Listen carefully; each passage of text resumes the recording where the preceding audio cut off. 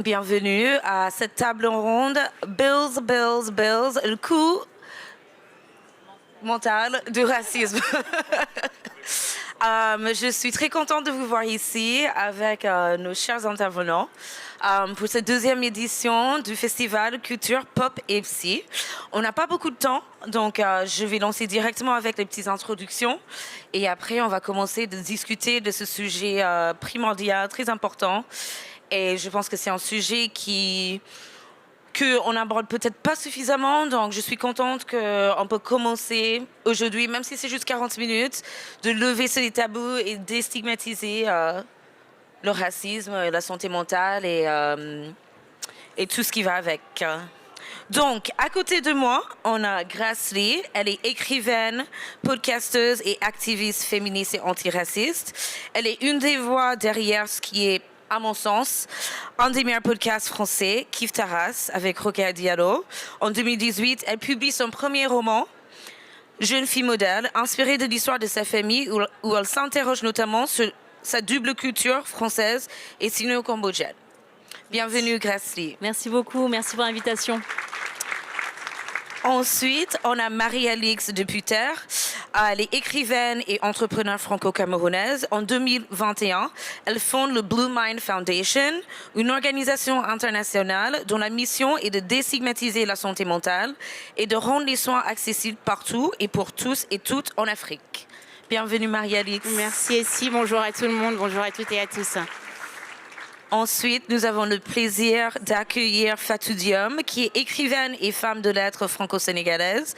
Née au Sénégal, elle arrive en France à 22 ans pour y poursuivre ses études. Elle est... Non, j'étais mariée. Ah, mais c'était pour les études d'abord et le mari Non, après. j'étais mariée au Sénégal avec lui. Elle est autrice d'une quinzaine de romans inspirés de sa vie personnelle qui abordent les thèmes de l'intégration dans ce pays d'adoption, les relations qu'entretiennent l'Europe et l'Afrique et la question de l'identité. Bienvenue. Ensuite, nous avons Dr Ramet Rajak, qui est pédopsychiatre et chercheuse en psychiatrie transculturelle, elle-même fille d'immigrés indiens. Elle aide aujourd'hui les adolescents à l'hôpital Cochin en s'appuyant sur l'anthropologie et en tenant compte de leur histoire familiale. Bienvenue, docteur. Merci. Et last but certainly not least, on a Nadim Bellalom, qui est président de Diversités, association qui agit pour l'égalité des chances et pour une meilleure représentation des personnes discriminées dans les métiers du numérique. Bienvenue, Nadim. Merci. Et je vais juste faire un petit... je suis américaine, comme vous pouvez entendre avec mon accent. Donc si je fais des petites fautes, je sais que vous êtes très attachés à la langue française. Vous m'excusez, s'il vous plaît. Donc on va commencer avec une petite introduction. Avec une statistique qui pourrait peut-être étonner certains d'entre vous. Un sondage Ipsos de cette année révèle une réalité troublante. Plus de 9 Français noirs ou métis sur 10 disent avoir été au moins une fois victimes d'une discrimination à caractère racial. Ma première question pour vous tous, c'est est-ce que cela vous surprend et est-ce que vous pourriez me parler de votre première expérience de racisme en France ?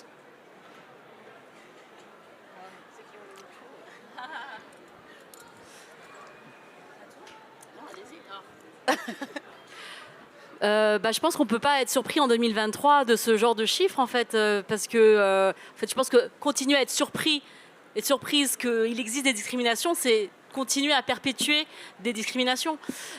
Évidemment que le racisme, c'est un fléau et ça l'est depuis des siècles, et qu'aujourd'hui, nous sommes les héritiers et les héritières de cette histoire, et que évidemment, c'est quelque chose qui est partout dans notre société. Et donc, de savoir que je pense que 9 sur 10, c'est un bon chiffre, en fait, quoi. Que je pense qu'il y a peut-être des personnes qui sont protégées de cette réalité, et que moi, je suis née et j'ai grandi en France, et donc j'ai toujours su qu'il y avait quelque chose qu'il y avait un en dehors et un en dedans, c'est-à-dire que ce que je vivais dans ma famille, ce que je vivais dans le cadre de mon foyer, c'était des choses qui pouvaient faire l'objet de moqueries en fait à l'extérieur. Et donc ça, j'ai été très sensible à ça toute petite parce que j'ai très vite pris conscience de ce fossé. Voilà. Alors effectivement, alors si on va même plus loin que ce chiffre-là, on a également les chiffres qui font état de plus de 1 200 000 personnes qui seraient concernées, donc de façon un peu quantitative, puisqu'on sait à quel point parler de chiffres, notamment concernant la race en France, est un problème, reste un tabou et reste justement et continue à alimenter j'ai envie de dire, cette surprise. Je ne sais pas si on l'a faim ou si on peut vraiment parler de surprise, c'est plutôt de se dire comment a fait la 10e personne pour ne pas se sentir concernée. C'est plutôt ça la question. Donc, je pense que plutôt que de parler du premier souvenir de racisme en France, donc je suis née en France mais j'ai grandi au Cameroun, je voudrais peut-être parler plutôt d'une expérience qui est peut-être plus récente à l'échelle de ma vie, qui est au moment de l'assassinat. Mon mari a été assassiné au Cameroun il y a 11 ans. J'étais enceinte de 4 mois, donc à l'époque j'avais 27 ans. Je vous laisse faire le calcul. Et à ce moment-là, j'ai vécu une espèce de double injonction, puisqu'il était français blond et d'ailleurs aux yeux bleus. Donc au Cameroun, je vivais quelque chose qui était de l'ordre de... j'ai vécu énormément de violence et à la fois de tous les spectres de violence qu'on peut imaginer.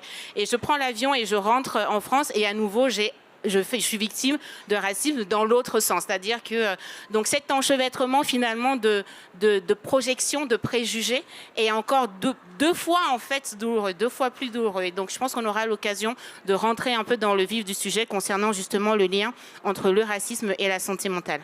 Bien sûr. Je ne sais pas s'il fait tout ou... Ma rectification était en fait justifiée. Justement, je ne suis pas venue faire des études. Je suis venue parce que j'étais mariée avec un Français qui est resté 2 ans au Sénégal et qui m'a tellement répété ses demandes de mariage, mais à un point, vous ne pouvez plus dire non, tellement il est convaincu et convaincant. OK? Bon, ce que j'ignorais, c'est que dans sa famille, on attendait Blanche-Neige. Ce n'est pas moi. Donc, c'était ma première expérience. Et je tiens à cette rectification. Pourquoi? Parce qu'on a toujours l'impression que quand on vient en France, c'est parce qu'on demande ou qu'on cherche quelque chose. Non, je ne suis pas venue faire des études. J'étais à l'université Cheikh Anta Diop de Dakar déjà. J'avais déjà mon DEUG. Je devais faire donc l'école normale supérieure pour continuer à être prof. Donc, je n'avais aucune raison de venir, à part une histoire d'amour. Donc, il se trouve que quand une Parisienne se marie avec un Berlinois ou quelqu'un de San Francisco et que la Parisienne bouge, elle rejoint juste son domicile conjugal. Mais quand c'est une Africaine, tout de suite, elle est immigrée.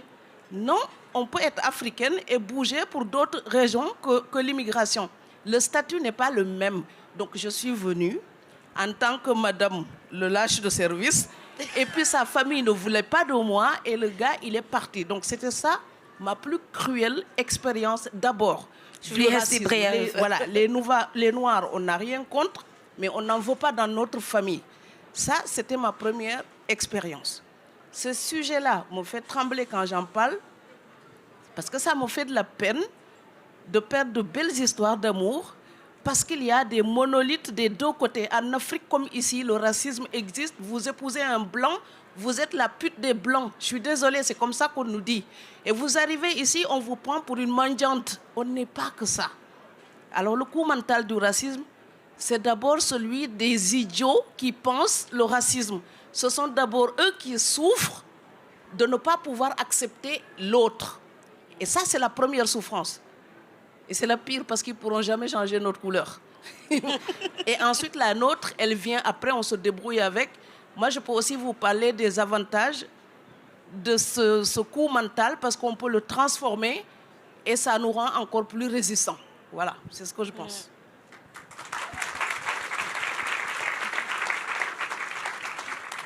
Difficile de faire une transition, mais je vais essayer. Alors moi, Désolée pour la passion. Donc je vais citer quelqu'un d'autre que moi-même parce que je pensais à une parole d'Amin Malouf qui disait dans Identité meurtrière qu'on a tendance à se reconnaître dans son identité culturelle la plus attaquée.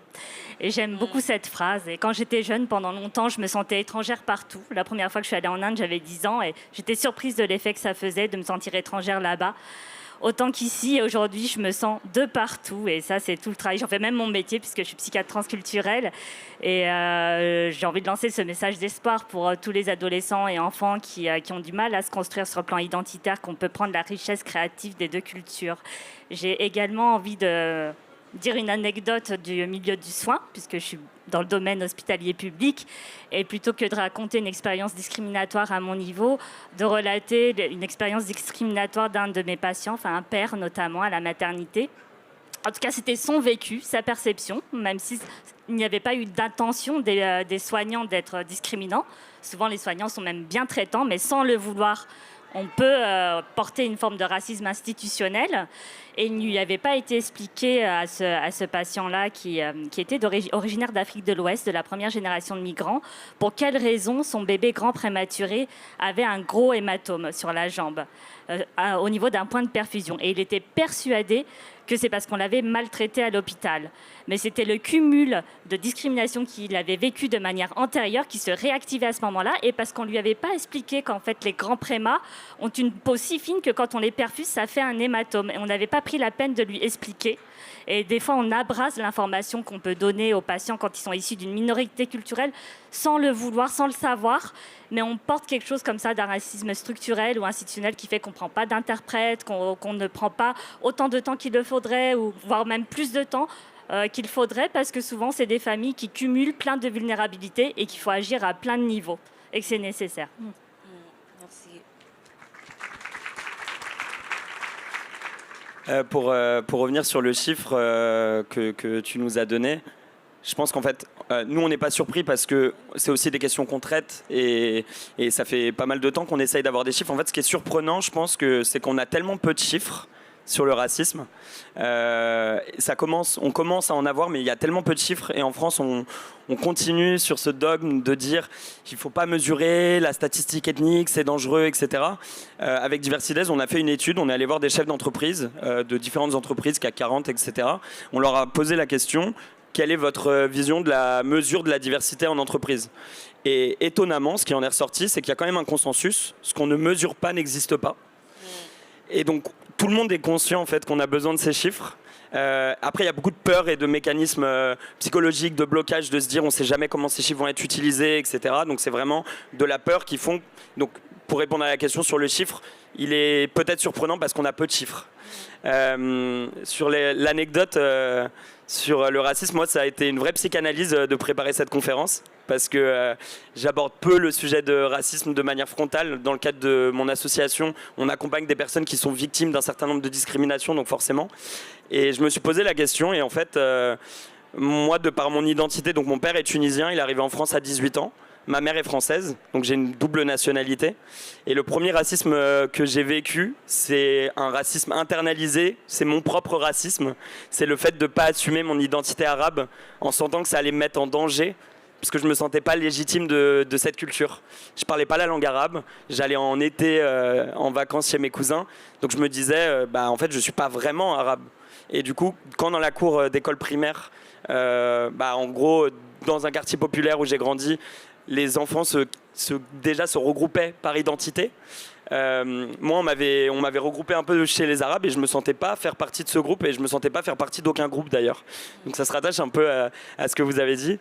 Et j'ai eu aussi des histoires, deux mini-anecdotes. J'ai passé le concours de quartier populaire pour entrer à Sciences Po. Et dans mon jury d'admissibilité dans mon lycée, j'ai eu un jury qui bossait à la Banque de France, qui a mis un veto sur moi, qui a dit « Je ne veux pas que cet individu soit admissible » parce que j'avais fait un sujet qui parlait de la colonisation, de la mondialisation. Et il avait dit que j'étais une personne dangereuse pour la société. Et en fait, il a demandé à bloquer, à ce que je ne sois pas admissible. Et le jury a attendu qu'il aille à un rendez-vous pour me faire passer admissible. Donc je vous laisse imaginer en termes de charge mentale et de conséquences comment on se sent quand on a l'impression d'avoir volé sa place parce qu'on nous dit qu'il y a quelqu'un qui ne voulait pas nous voir admissible à un concours. Et aussi une anecdote amoureuse, pour terminer sur celle-là, où j'avais rencontré un garçon pendant le Covid, et pendant 2-3 mois on s'est fréquentés, et au bout de 3 mois il m'a dit en fait je suis désolé mais je me sens pas capable d'assumer, j'ai jamais été en relation avec un arabe et je me sens pas capable d'assumer ça face à ma famille. Voilà, donc finalement en creusant un peu on trouve quand même un florilège, même si au départ on a l'impression qu'on n'est pas victime de racisme. Merci beaucoup à tous. Je pense que c'est très important ce que tu as dit, qu'il y a une charge mentale. Et sur ça, je veux bien poser une question à vous, docteur, sur quelle est... est-ce que tu peux expliquer ce que c'est la psychiatrie transculturelle et pourquoi est-ce que c'est important? Alors, la psychiatrie... Ça marche? Ouais. Oui, ça marche. La psychiatrie transculturelle, c'est une approche... assez spécifique, on ne l'utilise pas partout, on l'utilise en deuxième intention. Sinon, ce serait justement stigmatisant si on faisait une approche spécifique pour tous les patients d'origine, issus de minorités culturelles. D'abord, on doit essayer avec une prise en charge classique. Et si ça ne suffit pas, en deuxième intention, on utilise une approche transculturelle sur certaines indications. C'est-à-dire qu'on mélange une lecture culturelle, une lecture anthropologique des symptômes et une lecture médicale ou psychologique au niveau des symptômes, en considérant qu'il n'y a pas de hiérarchie entre ces deux lectures-là, et qu'au contraire, ces lectures peuvent se potentialiser.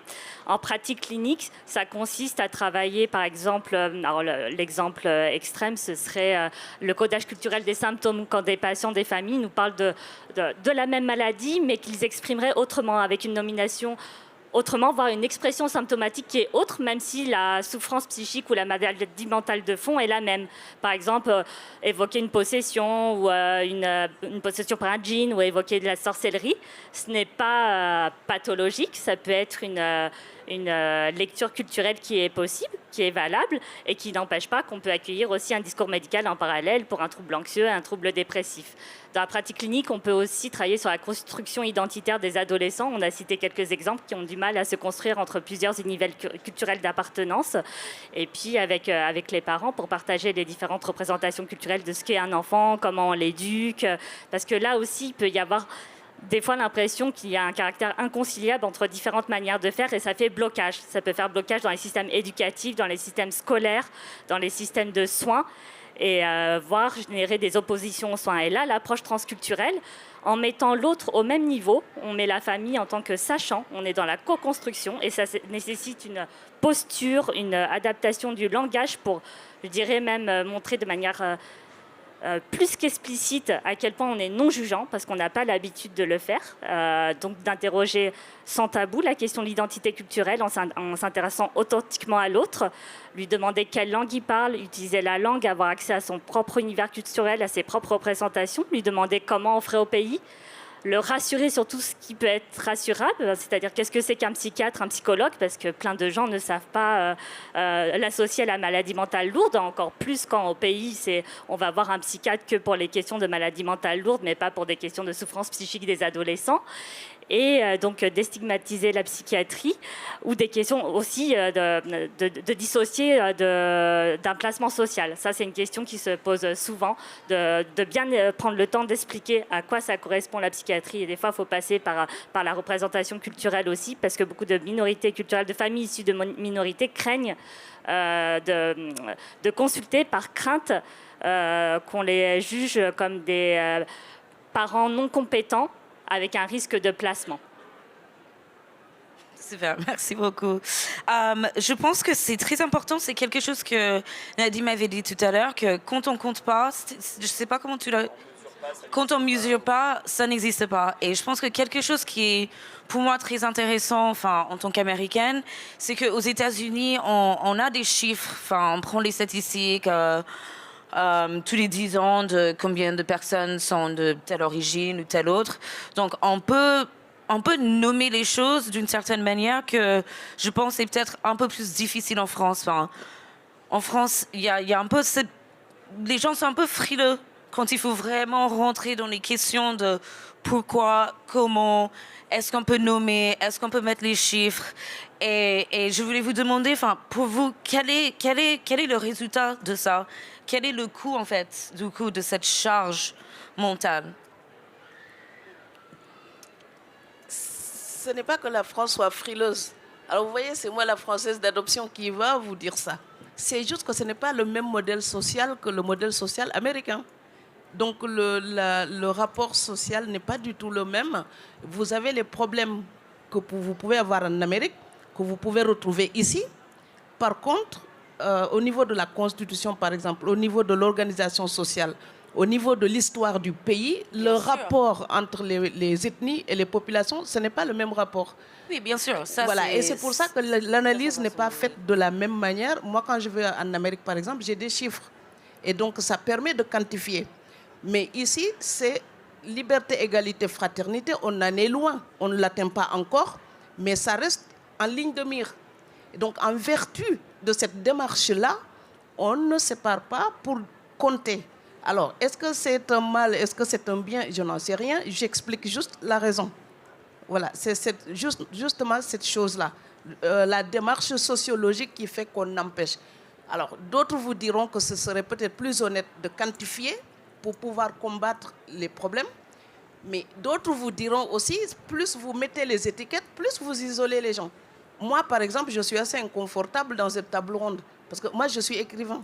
Mon travail, c'est la littérature. Donc, je peux parler de l'immigration ou du racisme dans mes livres. Quand on en parle au niveau mental, j'ai l'impression de faire une usurpation de fonction. Parce que je n'ai pas les compétences pour parler de la charge mentale. Je peux parler des mots, par contre. Vous voyez, quand on dit minorité culturelle, moi, j'aurais mis minorité contextuelle. Parce que minorité, quand vous dites ça à quelqu'un, la personne se sent affaiblie. Elle se sent intellectuellement ségrégée dans le mot lui-même. C'est-à-dire minorité, donc il y a mineur, on est minoré, on est amoindri. Et donc cette chose-là déjà vous rend fragile. Donc cette table ronde, si je l'avais constituée, j'aurais appelé ça l'effort mental face au racisme. C'est plus proactif. Pour moi. Donc vous voyez, là, et moi, ça c'est mon rapport au mot. Minorité contextuelle, quand je suis à Strasbourg, je suis une minorité. Mais dans l'absolu, dans ce monde, je ne suis pas une minorité quand on connaît le nombre de milliards d'Africains à l'heure actuelle. Donc je suis une minorité contextuellement, mais pas dans l'absolu. Il y a cette chose-là. Et puis le coût mental, ce n'est pas le même pour tout le monde non plus. Bien sûr. Voilà. Et donc c'est pour ça que j'aurais dit l'effort mental face au racisme. Moi, ça me parle plus. Donc, du coup, pour vous, qu'est-ce que c'est le fort mental, en fait? C'est pas à moi de le dire, c'est docteur. Moi, je suis écrivain, je suis dans la poésie, je suis dans la philosophie, je suis dans la démarche. Vous me présentez un obstacle, je trouve ma solution. Ma démarche, c'est ça. Qu'est-ce que je peux faire face au racisme? C'est pas qu'est-ce que ça nous fait. J'ai pas le temps de penser à ce que ça me fait. Moi, ce que ça me fait, je le sens, j'agis contre. Donc, je suis pas une victime. Et donc, ma position, elle est mentale. Et ça, quand je le dis, je sais que ça choque des gens. Mais c'est une mentalité personnelle. C'est chacun qui construit sa résistance intérieure. Moi, ma résistance intérieure, c'est que chaque fois que je suis victime, je décide que je ne le suis pas. Parce que je ne me laisserai pas abuser, user, tuer par ça. Mais parce que je suis née victime. Déjà chez moi, il a fallu me battre. Et donc, j'applique ça tout le temps. C'est usant, ça va me tuer plus tôt. Je le sais. C'est juste que je refuse de l'accepter. Mais c'est ma posture à moi. Mais j'ai juste une question. Enfin, je pense que c'est peut-être aussi... je ne sais pas si vous connaissez le livre Americana de Chimamanda Ngozi Adichie. Et il y a quelque chose qu'elle dit dans le livre, c'est qu'elle, avant de venir aux États-Unis, elle est nigériane. Et du coup, le début du livre se passe au Nigeria. Et elle dit, c'est en venant aux États-Unis qu'elle est devenue noire. Quand elle était au Nigeria, elle était Igbo. Les gens sont définis par l'ethnie, par toute autre chose que la couleur de peau. Donc ça revient à cette idée de minorité culturelle. Et quelque chose qui me frappe et dans ce que tu as dit et dans ce qu'elle dit aussi, c'est que je pense que, et je vois ça même avec mes parents, je suis américaine, mes parents c'est des immigrés du Ghana. Et ils ont pas cette mentalité de... Je ne veux pas dire victimisation parce que ce n'est pas du tout ça, mais d'être subi. Parce que je pense que c'est différent quand on est né... Enfin, dans une société où les gens nous ressemblent, on n'a pas ce questionnement de base. Donc je me demande si c'est peut-être ça aussi pour toi. Je ne veux pas monopoliser. Je suis Oui, désolée, oui, je vous, sais, mais j'avais besoin de demander. Ok. Brièvement. La couleur, selon le contexte, peut vous peser. Moi, ma naissance, elle m'a pesé. Ça reste une discrimination à assumer, à combattre. Et donc, je devais faire face à cela. Si vous connaissez une discrimination, une seule, vous les connaissez toutes. Si vous connaissez le racisme, vous connaissez l'homophobie, la grossophobie, vous connaissez la xénophobie. Une fois que vous connaissez, vous avez expérimenté une seule forme de discrimination, vous les connaissez toutes, parce qu'elles partent toutes de la même bêtise humaine. L'impossibilité d'accepter l'autre dans sa différence. Cette différence, elle peut être votre couleur. En Afrique, avec la religion, ça peut être votre naissance, c'était la mienne. Parce que moi, j'ai eu des ados fous amoureux qui m'ont donné la vie avant de dire la messe ou la prière. Donc, je suis née libre. Il y a des gens qui n'ont pas accepté cela. Et c'était donc une forme de stigmate. Si vous êtes ici et vous rencontrez quelqu'un qui est à la reconquête de son esprit perdu, il vous déteste. Il veut voter autrement pour vous mettre dehors. Vous n'y êtes pour rien. On me parle de race. Il n'y a qu'une race humaine, une seule. Une seule. Voilà, les poissons ont leur milieu aquatique. Les chèvres broutent les herbes et puis nous, les bipèdes, nous partageons tout. La preuve, on se marie, on fait de beaux métis. Donc voilà, il y a une seule race. Mais les discriminations, elles partent toutes, absolument toutes, d'une haine intellectuelle de ce qui est autre. Ce qui est dans le sens littéral de strange, étranger, mais vraiment au sens étymologique du mot. Et c'est cette chose-là que nous devons vraiment attraper. C'est comme un petit fil. Et là, on pourra combattre l'homophobie, la grossophobie, et tout ce qui est pour les religions, tout ce qui rejette en fait. Et là, on va faire que des histoires d'amour partout, partout, partout. Je serais Marie-Alix. Il y a plusieurs choses qui ont été partagées. J'aimerais beaucoup rebondir. Je vais essayer d'être succincte, mais je vais repartir de l'exemple que je partageais au départ. Et peut-être dès le départ, j'aimerais poser le mot intersectionnalité qui a été créé par Kimberly Crenshaw aux États-Unis notamment, qui montre en fait ce lien et cette relation qu'on peut avoir quand on cumule en fait justement plusieurs discriminations, que ce soit des discriminations de genre, qu'elles soient par rapport à notre classe sociale, qu'elles soient par rapport à notre couleur, etc.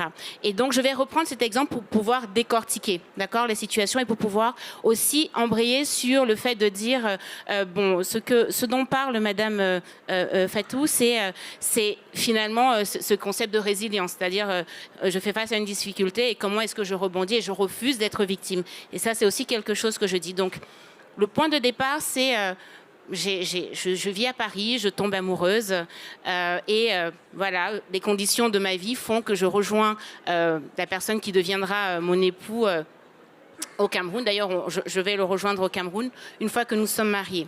Il est assassiné 3 semaines avant qu'on ne rentre en France.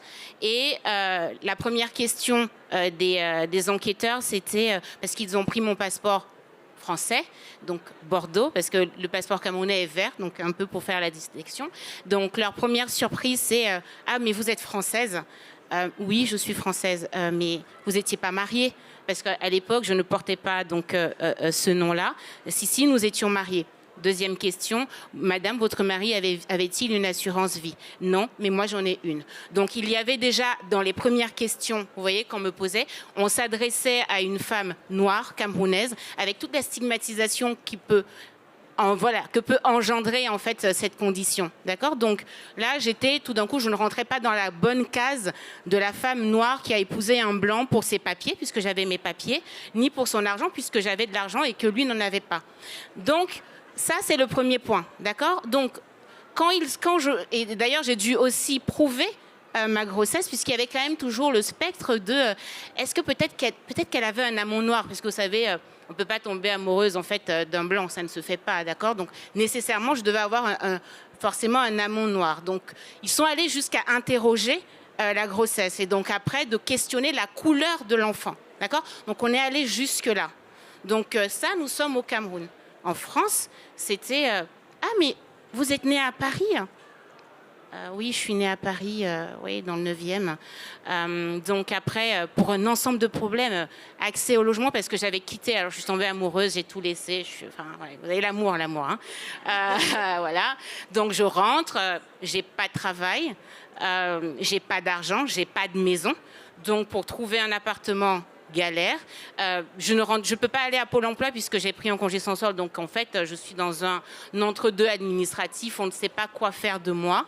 D'accord? Donc c'est pour parler de cette violence aussi dans l'autre sens. Et après, on a interrogé les diplômes, etc., etc. Et donc il se trouve que voilà, j'ai 3 masters. Je suis passée par Harvard, là récemment par Oxford. Donc je ne rentre pas dans la case de la bonne noire, en fait. Donc je prends cet enchevêtrement en fait de préjugés pour parler du fait que cela n'empêche pas. Alors, je me retrouve veuve, j'ai 27 ans, je suis enceinte et on questionne un ensemble de choses me concernant. Et je refuse absolument de me dire je ne vais pas être la victime de ces personnes. Je ne vais pas être la victime. Je vais refuser absolument, totalement de rester dans une posture passive. Donc, ça me demande du travail et à chaque fois on me dit mais comment tu as fait pour t'en sortir? La première des choses que je dis souvent, même quand je faisais la promotion du livre que j'ai écrit pour raconter cette histoire, Ma fille M, la première chose que je dis c'est que ce sont les psychiatres qui ont sauvé ma vie. D'accord? Donc, et à l'époque quand je le disais, les gens ne comprenaient pas trop. Je disais non, les psychiatres, sans les thérapeutes, c'était impossible. C'est-à-dire que je vous raconte tout ça et néanmoins... quand il fallait aller en thérapie, il y avait des proches qui vivaient assez difficilement le fait que j'aille voir des thérapeutes. On disait, franchement, tu sais, Marie-Alix, nous, la dépression, c'est un luxe que nous autres afrodescendants, on ne peut pas se permettre. Donc là, j'étais en train, là, avec mon ventre, là, en train de me dire, mais vous pensez que je suis en train de sortir de chez Vuitton? Enfin, c'est une question de vie ou de mort. C'est soit je vais chez les thérapeutes, soit je ne suis plus là. Donc, entre les troubles post-traumatiques, l'anxiété, la dépression, etc., et les pensées suicidaires, c'était pas une option pour moi. Et donc, c'est aussi, donc, je sais que peut-être j'anticipe sur un certain nombre de questions, mais ce que je veux soulever, c'est que j'étais quand même dans une situation que très peu de personnes peuvent vivre à l'échelle d'une vie, mais quand même, les proches avaient quand même cette stigmatisation, ce tabou, comme si la couleur de la peau nous protégeait, comme par enchantement, en fait, de pouvoir souffrir de troubles de la santé mentale. Et donc, c'est pour ça que j'insiste beaucoup, et c'est aussi la raison qui m'a poussée à lancer la fondation que je préside, donc Blue Mind Foundation, de dire il y a un travail de déstigmatisation de la santé mentale qu'il faut faire. Et on en parlait tout à l'heure quand tu évoquais justement en fait cette espèce de comment on prend d'abord conscience, c'est-à-dire que le tabou, il est double, il est dans les deux sens. Déjà, comment j'accepte que j'ai besoin en fait de soins et comment je peux ensuite le verbaliser auprès